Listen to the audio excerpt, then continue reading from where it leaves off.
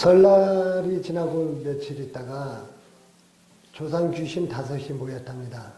그래가지고서는 조상 귀신들이 하는 소리가, 첫 번째 조상 귀신이, 야, 너네들 설날 가서 뭐 좀 잘 좀 먹고 왔냐? 나는 아주 이번 설에 가서 아주 호탕만 치고 왔다.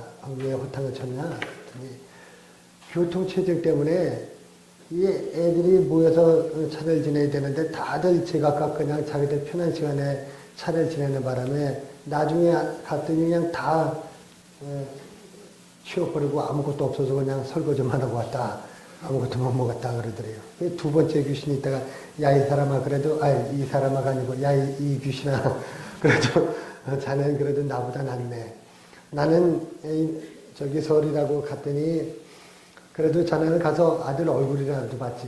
나는 갔더니 집안이 텅텅 비어가지고 아무도 없어서 아들내도 못 보고 아무도 못 보고, 나중에 알고 보니까 뭐 해외여행 갔다나 뭐 휴가 며칠 더 얻어가지고서는 해외로 다 지다 무슨 필로폰인가 무슨 사이핀인가 어디로다가 다 휴가를 가버려가지고 내가 거길 어딘지 알고 내가 찾아가겠나. 그래갖고서는 난 아무것도 못 먹고 그냥 호탕만 치고 왔다네. 그랬더니 세 번째 귀신이 있다가 하는 말이, 아이고 자네도 그랬나. 나는 이 자식들이 다 바쁘다고 그냥 택배로다가 그냥 차례 음식 보낼 테니까 그거 잡수라고 그래갖고선 택배 오기만 눈 빠지게 기다리고 있다가 택배가 늦게 오는 바람에 그냥 음식 다 상하고, 요새 택배 기사들이 얼마나 그냥 택배를 그냥 이리 던지고 저리 던지고 그러는지 다 그냥 뭉개져 갖고 그냥 아무것도 먹지도 못하고 그랬다네. 그러니까 또 네 번째 귀신이 있다가, 아이고 그래도 음식 냄새라도 맡았지. 나는 무슨 호텔인지 리조트인지 뭐 그런 데로 오라고 그래 갖고서는 가봤더니 차례상이라고 차려놨는데 무슨 음식이라고 무슨 뭐 이렇게 모형으로 다 플라스틱으로 다 만들어 갖고 음식을 이렇게 갖다 놨는데 그걸 먹겠다고 들었다가 이빨만 다 부러지고 그냥 아주 그냥 혼이 났네. 다섯 번째 귀신이 있다가, 아이고 이 사람아 그래도 자네들은 낫네. 자식들이 인터넷으로 뭐 제사 지낸다나 뭐 차례 지낸다나 그래갖고 인터넷으로 들어오라고 그래갖고 이걸 로그인을 해야 되는데, 아니 죽어갖고 주민등록 번호가 다 말소가 돼갖고 로그인을 할 수가 없어갖고서는 들어가질 못해갖고서는 차례를 못 먹었네. 그러면서 다섯 조상 귀신들이 한탄을 하더라. 그런 이야기가 인터넷에 또 돌아다니고 있습니다. 근데 사실 진짜 조상 귀신이 와서 먹는다고 한다면은, 진짜 조상이 온다고 그러면야 뭐 극신이 차려놓고 대접을 하겠죠.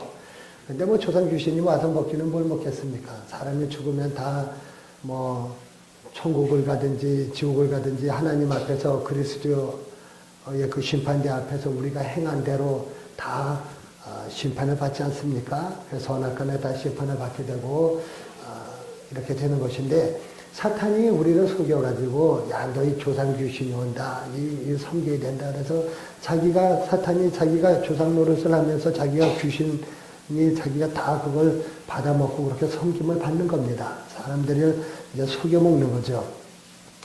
그렇지만은 우리 그리스도인들은 다 모든 이 세상 사람들이 마찬가지입니다만 우리가 다 죄인들 아니겠습니까?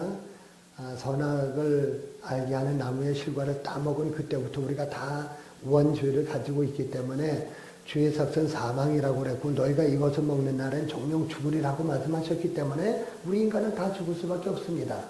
그런데 예수 그리스도께서 우리를 대신해서 십자가에 달려서 죽으시고, 누구든지 하나님의 아들 예수 그리스도를 믿는 자는 그 아들의 피로 말미암아 내가 너희를 다 구원하리라. 할렐루야. 그 은혜의 복음을 주셨기 때문에 우리가 다 예수를 믿고 구원받아서 우리가 하나님의 자녀가 되어서 다행이지, 그렇지 않고는 다 지옥에 빠질 수밖에 없는 그런 처지였습니다. 우리가 다 예수 그리스도로 말미암아 구원받은 것을 감사하시기 바랍니다. 거기에 뭐 귀신도 없고요, 구천을 떠돌아다니는 것도 없고요, 누구는 객사를 내서 구천을 떠돌아다닌다, 구슬해서 이걸 어떻게 달래야 된다 뭐 했는데 다 귀신의 장난이고요. 사람은 다 죽으면 그리스도의 심판대 앞에 서서 선악간에 심판받고, 믿는 자는 구원받고 믿지 않는 자는 지옥에 빠질 수밖에 없는 겁니다. 왜 그렇게 불공평하냐? 불공평한 것이 아니죠. 죽을 수밖에 없는 사람을 살려주신 것이고 믿으면 구원받는 것인데 안 믿었으니까 방법이 없는 것뿐입니다. 그런데 이 신앙생활이 그러면은 예수만 믿으면 우리가 다 구원받는구나. 참 그거 참 좋다. 편하다. 이렇게 생각이 되는데 사실 예수 믿는 것이 그렇게 편안한 것도 아닙니다. 왜냐하면은 지금부터 한 2000년 전에는요, 사실 그때는 예수님께서 십자가에 달려서 죽으시고 다시 부활하시고 승천하시는 모습을 제자들이 다 봤거든요. 한 500여 형제들이 다 예수님의 승천하시는 것을 예루살렘 강남산 위에서 다 보았습니다. 그리고서는 제자들이 예수님께서 너희가 뭘 그렇게 쳐다보고 있느냐? 너희가 본 그대로 다시 올 것이다. 천사들이 그렇게 예수님을 증언하는 말을 듣고 이제 예수님이 금방 오시겠지. 우리가 준비하고 빨리 우리도 천국 가야 되겠다. 이렇게 생각을 하고 이 사람들이 처음에는 일도 하지 않았습니다. 금방 예수님 오실 건데 뭘 일을 하냐. 다 모여서 그냥 기도하고 그냥 언제 주님 오실까 하고 옛날에 다미성교회처럼 그렇게 이제 살고 있다가 가만히 보니까 이게 아니구나. 주님께서 금방 오신다고 하는 것이 내가 살아생전에 오실런지 이게 언제 오실런지 모르지만은 그리스도의 심판의 날이 눈 깜짝할 사이에 언제든지 느닷없이 닥칠 테니까 너희가 신앙생활 잘해라. 그 말씀이구나. 그것을 이제 알게 됐죠. 그래서 베드로 선생님께서 베드로전서, 베드로후서 두 편지를 이제 유대인들 흩어져 있는 그리스도인들에게 써서 보내면서 너희가 이와 같이 신앙생활을 해야 된다. 라고 격려하고 위로하신 말씀이 이 베드로전서 후서입니다. 베드로 사도가 쓴 편지입니다. 근데 이때 당시에는 참 신앙생활이 어려웠습니다. 예수 믿는 것 때문에 끌어다가 사자 며칠째 그냥 굶겨가지고 그 사자 굴 속에다가 산 사람을 그냥 예수 믿는 사람을 그냥 던져가지고 너 예수 믿을 거야 안 믿을 거야? 나는 죽어도 주님을 부인할 수 없습니다. 주님이 나 때문에 돌아가셨는데 내가 어떻게 주님을 모른다고 하겠습니까? 난 주님을 부인하지 못합니다. 그래가지고 그냥 사자굴에 던져서 사자밥이 되게 하고 산 사람을 그냥 톱으로 켜서 사람을 그냥 죽이기도 하고 많은 순교자들이 왔습니다. 예수 믿는다고 끌어다가 돌로 치고 몽둥이 매질을 하고 초죽음을 만들어서 그냥 병신을 만들어서 그렇게 사람을 못 살게 굴고 얼마나 예수 믿는 것 때문에 어려웠는지 모릅니다. 지금도 마찬가지입니다만 그때는 다 노동을 하고 먹고 살았기 때문에 서로 품을 팔고 서로 이거 협동하지 않으면 살 수가 없었죠. 근데 예수 믿는다고 해서 그 사회에서 아예 그냥 왕따 시키고 굶어 죽든지 말든지 벌어먹든지 말든지 그냥 일도 시키지 않고 그냥 자기들끼리만 이렇게 하고 예수 믿는 사람을 이렇게 어렵게 만들었습니다. 얼마 전에 그 뉴스를 보니까 요즘은 계속 그런 뉴스 나오는데 IS라고 이슬람 무장단체 사람들이 특히 이제 그 예수 믿는 사람들 끌어다가 막 화형시키고 생사람을 이런 쇠창살로다가 우리를 만들어서 사람을 그 안에 집어넣고서는 불을 질러갖고 그냥 다 사람을 그냥 그걸 그냥 동영상을 찍어서 전 세계로 다 보내요. 우리가 이렇다. 누구든지 우리한테 잘못 보면 누구든지 이렇게 다 끔찍하게 죽여버릴 거다. 막 하면서 그렇게 합니다. 막 산 사람을 그냥 수십 명을 갖다 놓고서는 이걸 다 그냥 목을 잘라서 바닷가에 물이 그냥 핏물이 다 그냥 번지도록 그렇게 하고 얼마나 끔찍한지 몰라요. 옛날에 일본 놈들이 그 일본 니폰도라고 그래갖고 일본 그 큰 칼로 다 사람을 목을 쳐서 죽이고 그렇게 못된 짓을 했는데 그 차라리 큰 니폰도처럼 그런 걸로 그냥 단칼에 그냥 목을 베서 죽인다면 차라리 고통이 덜 할 수도 있을지도 모르겠어요. 단검을 가지고 짧은 그 칼을 가지고 이걸로 사람을 그냥 질겅질겅 잘라서 그냥 죽이는 거예요. 얼마나 고통스럽고 끔찍한 일입니까? 그렇게 예수 믿는 사람을 핍박을 하는 일들이 지금도 있어요. 세계 곳곳에 있고 저 북한에도 말할 수 없는 그런 인권 탄압이 있습니다. 예수 믿는 것 때문에 그래서 예수 믿는 것이 참 힘들고 어려웠죠. 지금 우리 대한민국에서야 누가 예수 믿는다고 끌어다 죽이고 가두고 굶기고 때리고 이렇게 하지는 않습니다만은 2000년 전에 예수님께서 승천하시고 또 그 예수님의 재림을 기다리는 그 제자들을 핍박하는 사람들이 많이 있었습니다. 그때도 사실은 말세라고 그랬거든요. 예수님께서 오신 그때부터 말세입니다. 종말입니다. 하나님의 심판이 임박했기 때문에 종말입니다. 그것이 2000년이 지났든지 10년이 지났든지 이거 상관없이 말세고 지금도 말세고 그래서 지금은 말세지 말이라고 그러죠. 말세 중에서도 끝이다. 그렇게 이야기를 하는데 아주 정말로 세상에 끝이 가까이 왔다는 것을 우리가 알 수 있을 정도로 그렇게 끔찍한 일들이 벌어지고 있습니다. 그래서 이제 이 베드로 사도는 그렇게 예수 믿는 것 때문에 핍박받는 그 그리스도인들을 위해서 편지를 쓰는 겁니다. 너희가 신앙생활을 하는데 여러 가지 환난을 겪게 될 것이다. 너희가 당하는 그 환난과 고통을 잘 인내하고 참아서 승리하는 자들이 되라. 마지막 그 생명의 면류관을 우리에게 주실 그 그리스도를 우리가 바라봐야 되지 않겠느냐. 그런 신앙의 그 교훈을 쓴 것입니다. 오늘날은 사실은 그때도 마찬가지고 지금도 마찬가지입니다만 그래도 베드로 사도가 편지를 쓰면서 성도들을 위로하면서 우리가 이렇게 환난을 당하지만 그러나 환난 당하는 것이 나 혼자 당하는 것 아니지 않냐. 우리 그리스도인들이 다 함께 기도하고 함께 우리가 있지 않느냐. 그러면서 우리가 이것을 참고 이겨내자 이렇게 이야기를 합니다. 오늘날 성도님들 중에서도 저는 참 감사한 것이 지금 그렇게 고난당하고 핍박하고 박해하는 사람은 없어도 우리 성도님들 보면서 우리 김정원 집사님, 우리 노재덕 집사님, 이런 김용구 집사님, 우리 권사님들 이런 모든 성도님들 같이 이렇게 있으니까 이 공동체라는 것이 그래서 좋은 거예요. 나 혼자서 만약에 예수를 믿는다고 한다면 얼마나 외롭고 또 여러 가지로 힘든 일이 많겠습니까? 그러나 같이 있잖아요. 더군다나 우리 노재덕 집사님, 신자임 성도님처럼 또 우리 조은숙 성도님 가정처럼 이렇게 한 가정이 같이 예배드리고 같이 신앙생활하는 것이 얼마나 복된 일인지 모릅니다. 제가 전도사 때 중학교 다니는 여학생이 하나 있었는데 그 아이의 소원이 뭐냐. 그 아이가 아빠 손을 붙들고 같이 아빠 손잡고 같이 교회에 가서 가족들이 함께 앉아서 같이 예배드리는 그게 그렇게 소원이라는 거예요.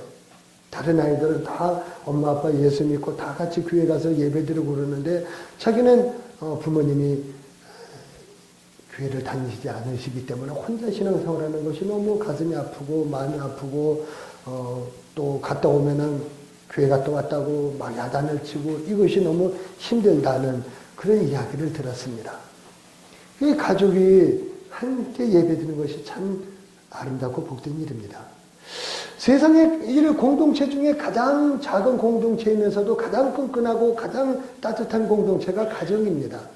그런데도 불구하고 예수 믿는 것 때문에 한 가정에서도 예수 믿는 것으로 인해서 구박하고 미워하고 내쫓고 막 이렇게 힘들게 하는 경우가 많습니다. 그렇게 힘들게 신앙생활을 하는 사람들이 주변에도 많이 있어요. 그래서 그렇게 힘들고 어려운 성도들을 누가 위로해 줘야 되냐면 우리 성도들이 위로해 줘야 됩니다. 교회 안에 들어왔을 때 참 힘들고 어려웠다가도 교회 안에 들어오면 따뜻하고 포근하고 사랑을 느끼고 그리스도의 사랑으로 위로하고 서로 격려하고 잘 왔다고 하고 반갑다고 하고 어디 가서 위로를 받겠습니까? 교회에 와야 교회에 와서 위로를 받게 되는 겁니다. 어떤 분은 정말 힘들고 어렵게 교회에 진짜 간신히 찾아 나왔는데 누구 한 사람 반겨주는 사람도 없고 잘 왔다고 인사하는 사람도 없고 밥을 먹었냐고 밥 먹고 가라고 붙드는 사람도 없고 그렇다고 그러면서 아주 그냥 힘들었다 그렇게 이야기하는 사람도 제가 봤습니다. 이 교회라고 하는 건요 누가 먼저 할 것도 없이 서로가 격려하고 서로가 위로하고 안부 서로 물어주고 그래야 됩니다. 우리는 그리스도 안에서 한 형제 자매이기 때문입니다. 하나님을 아버지로 모신 형제들이요 자매들이에요. 우리가 성이 다르고 사는 데가 달라도 우리가 다 천국 백성이고 하나님 나라에 가서 우리가 다 같이 살 한 가족이잖아요. 그래서 그렇게 해야 되는 겁니다. 특별히 우리 예수 믿는 사람은 누구나 전 세계 사람들이 다 그렇습니다만 같이 이렇게 한 교회에서 신앙생활하는 이 교회 공동체는 더욱더 그래야 되는 것입니다. 그래서 이 사도 베드로 선생님께서 편지 쓰신 이 말씀을 우리가 쳐다보면서 이 신앙생활이라고 하는 것은 이 신앙생활을 하는 그리스도인이라고 하는 것이 특별히 이 교회라고 하는 것이 이렇게 든든히 존재할 수 있는 것은 세상에서 너희가 환난을 당하나 담대해라. 내가 세상을 이겼다고 하는 그 예수 그리스도의 말씀, 주님께서 우리 등 뒤에 계시고 우리를 지켜주시기 때문에 우리가 믿음으로 승리할 수 있는 줄 믿습니다.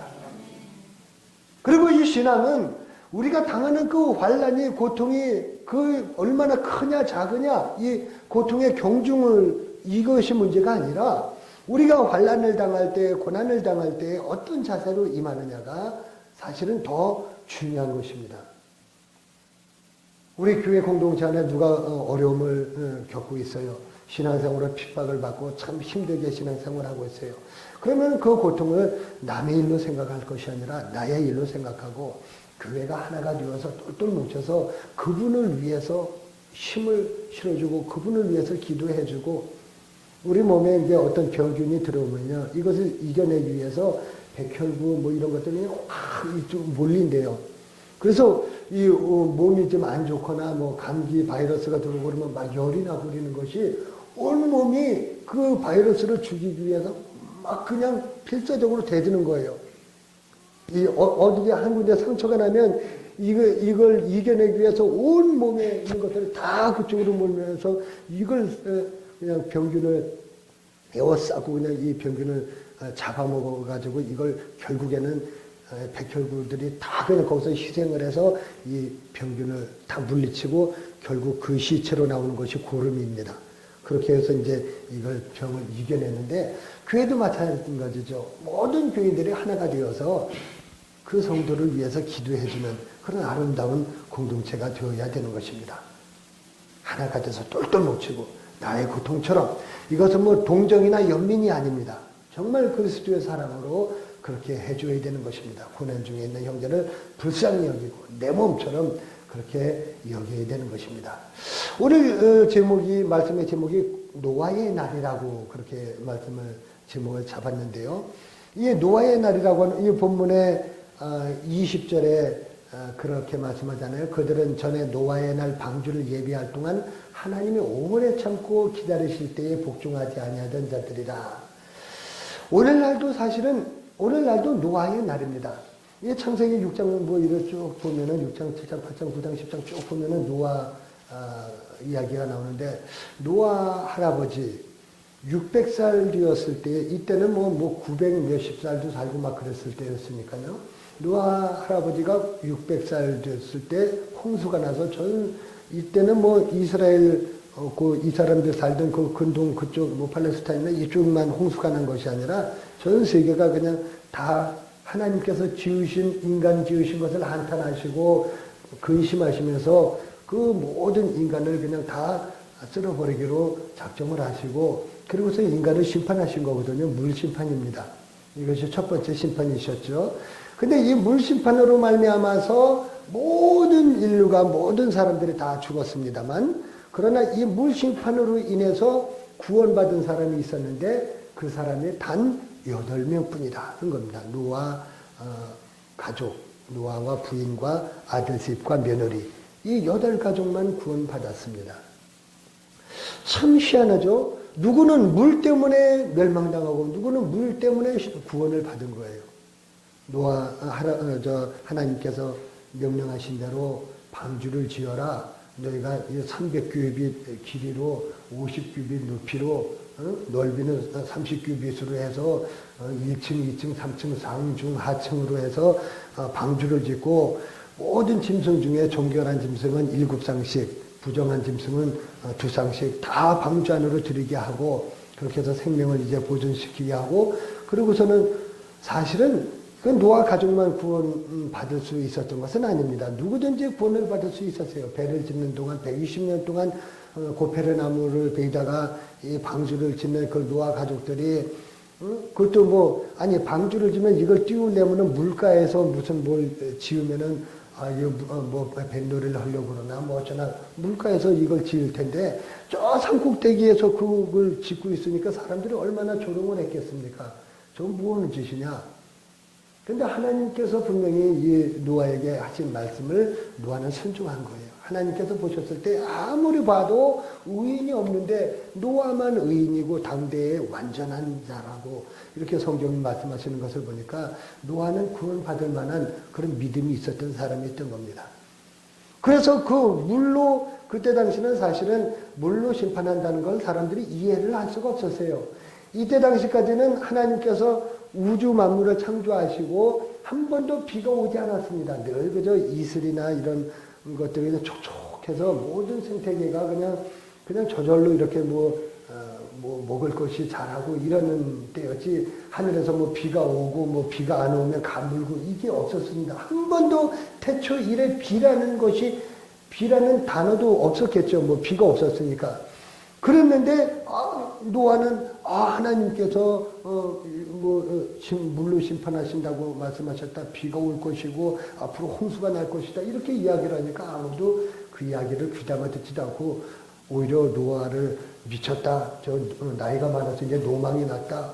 왜 저 산꼭대기에다 지려면 왜 산꼭대기에다 짓느냐? 이거 바닷가에다 이거 물에 띄울 거 아니냐?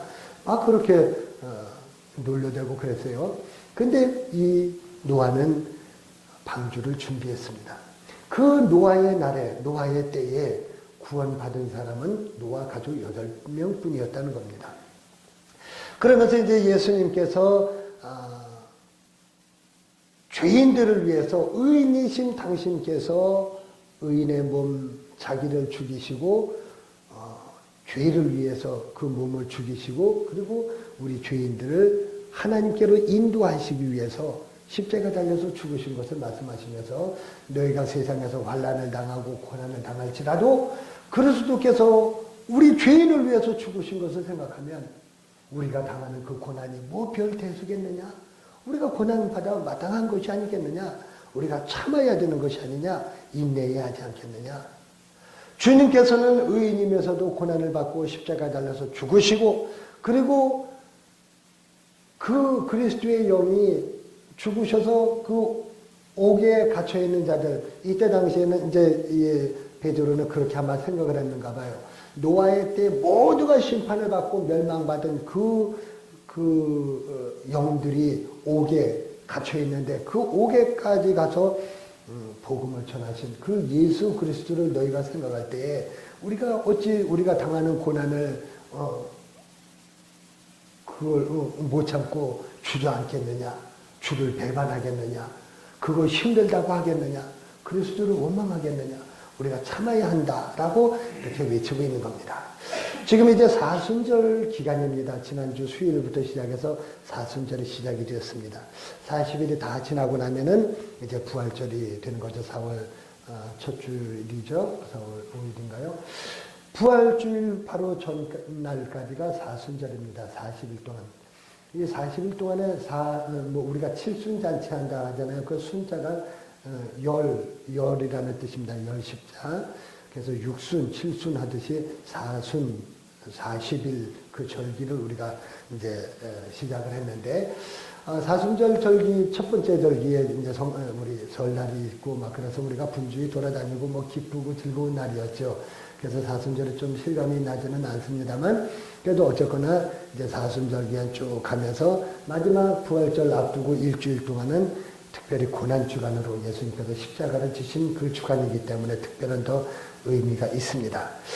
그 예수님께서 돌아가셔서 십자가에 달려서 죽으시고 사흘 만에 부활한 그 사건을 두고 많은 신학자들이 이야기를 합니다. 그럼 그 사흘 동안 예수님께서 어디 계셨느냐, 어디 가셨느냐, 세월호 침몰했을 때 아무개가 몇 시간 동안 어디 있었느냐, 말들이 많던데, 예수님은 어디 계셨느냐?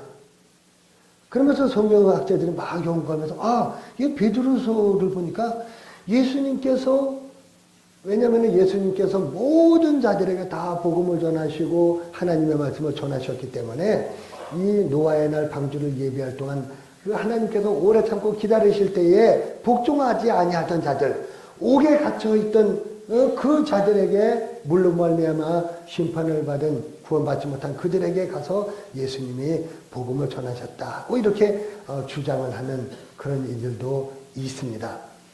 어쨌거나 예수님의 그 그리스도의 복음을 전해 들은 사람들을 이제 마지막 복음이 땅끝까지 전파되면은 그때서 예수님께서 오신다고 그렇게 말씀을 하셨기 때문에 지금 부지런히 복음을 전하고 있고 전 세계에 선교사들이 나가서 복음을 전하고 있고 지금 종말의 여러 가지 성경에 말씀하신 그런 종말의 표적들이 나타나고 있죠. 지진과 기근과 전쟁과 뭐 여러 가지들이 나타나고 있음에도 불구하고 그래도 아직은 마지막은 아니라고 성경은 말씀하고 있습니다.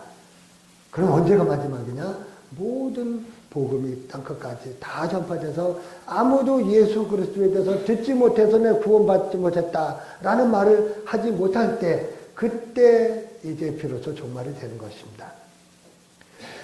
지금 예수 그리스도의 그 하나님께서 노아를 통해서 세상을 구원하시고 노아를 통해서 세상을 심판하시는 이 심판과 구원의 이 사건을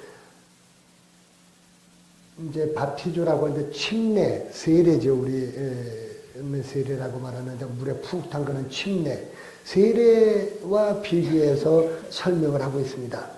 이 물은 21절에 예수 그리스도께서 부활하심으로 말미암아 이제 너희를 구원하는 편이 곧 세례라 이렇게 말씀합니다. 세례, 한문으로 말하면 씻을 세자, 우리 몸을 죄를 씻는 이 예식입니다. 세례라. 이는 육체의 더러운 것을 제하여 버림이 아니요 하나님을 향한 선한 양심의 간군이라 그랬습니다.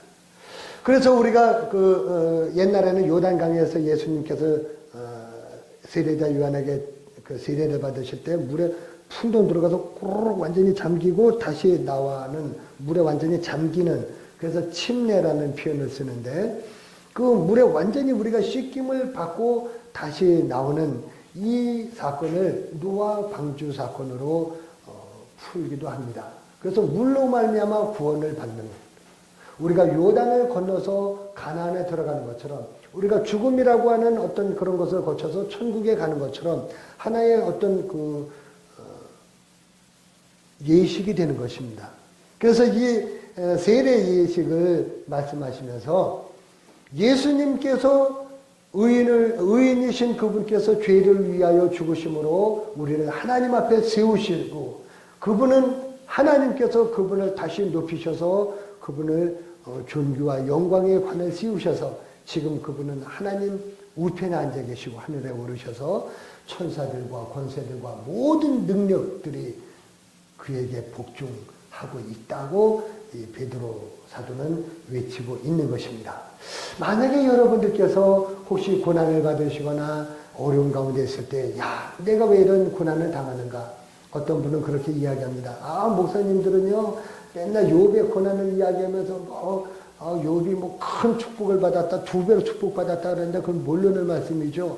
욥이 아무리 자식이 하나만 죽어도 그 자식을 가슴에 묻는다고 그러는데 10자식이 다 죽었는데 10자식 다 죽고 난 다음에 재산을 더블로 얻으면 뭐 할 것입니까? 다시 10자식을 다시 얻으면 뭐 하겠습니까? 그런 이야기를 하는데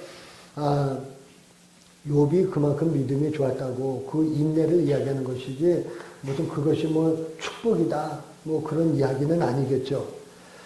이렇게 우리가 남의 당하는 이 고난에 대해서 물 건너 불 구경하듯이 그럴 것이 아니라 교회라고는 이 공동체가 하나가 되어서 똘똘 뭉쳐서 성도를 위해서 기도하고 간구하고 함께 위로하고 격려하는 그런 성도들이 되어야 한다는 것을 베드로 사도는 말씀합니다. 그러면서 예수님께서 의인이면서도 죄를 위해서 돌아가시고 죄인들을 주님 앞에 하나님 앞에 세운 것처럼 그리고 그분을 다시 하나님께서 영화롭게 영광을 회복시켜 주신 것처럼 우리도 장차 하나님 우편에 서게 될 것이고 그때는 천사들과 권세들과 능력뿐 아니라 우리를 대적했던 그 많은 대적자들까지도 우리들 앞에 다 무릎을 꿇을 수밖에 없는 그때가 올 것이니 너희가 잘 참고 인내하고 신앙으로 승리하라는 말씀을 오늘 주신 것입니다. 사순절 첫 번째 주간이기 때문에 예수님의 그 고난의 의미를 조금 피상적으로나마 우리가 묵상해 보았습니다. 사순절을 여러분들 보내시면서 주님과 더 깊은 사귐이 있으시기를 주님의 이름으로 축원합니다. 기도하겠습니다. 하나님 아버지 은혜를 감사합니다. 예수 그리스도의 그 고난과 그 죽으심을 우리가 생각하면서 너무나 감사하고 고맙고 정말로 우리가 감당할 수 없는 은혜이지만 그러나 우리도 또한 주님을 위해서 고난받으면 주님과 함께 영광을 얻게 될 줄 믿습니다. 천사들이나 권세들이나 능력까지도 우리 주님 무릎 앞에 다 무릎을 꿇은 것처럼 주님 발 앞에 꿇어진 모든 사탄 원수 마귀의 그 세력들처럼 이 세계의 모든 악한 세력들이 예수 그리스도를 믿고 구주로 고백하고 하나님의 자녀된 우리들에게 다 무릎을 꿇고 하나님 앞에 그 영광을 찬양하는 그날을 우리가 바라보면서 사순절을 인내하는 시간으로 보내게 도와주시옵소서. 예수님의 이름으로 기도합니다. 아멘.